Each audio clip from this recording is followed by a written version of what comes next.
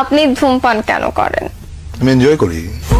কিন্তু এটা যে ক্ষতিকর এটা তো আপনি জানেন। হ্যাঁ জানি, মানুষ অনেক সময় ক্ষতি জেনেও তো করে, অনেক কাজ করে না। সেটা কখন করে মানুষ আপনার মনে হয়? কিছু কিছু জিনিস মানুষ ভালোবাসে। হ্যাঁ, যেমন ধরো তুমি যে কানে যেটা পড়ে আছো এত বড়, তুমি পছন্দ করো বলে এটা পড়ে আছো, কিন্তু এটা যে কানটাকে টেনে তোমাকে অস্বস্তি দিচ্ছে, ওইটুকু যন্ত্রণা তুমি কিন্তু সহ্য করছো। তো ধূমপানটাও অনেকটা ওই রকম। আসলে আমি ধূমপান করি এবং যে জন্য আমি বলতে পারবো না যে ধূমপান আপনারা কেউ করবেন না, এটা আমি বলতে পারবো না। আমি যেদিন ধূমপান ছেড়ে দেব সেদিন হয়তো সবাইকে বলবো যে ভাই ধূমপান করবেন না, এটা স্বাস্থ্যের জন্য, স্বাস্থ্যের পক্ষে ক্ষতিকর। আমি জেনে শুনে তারপরও কি আমি ওই ক্ষতি যেটা করছে, আমাকে ধ্বংস করছে যে জিনিসটা ভেতরে ভেতরে, আমি তাও কন্টিনিউ করে যাব?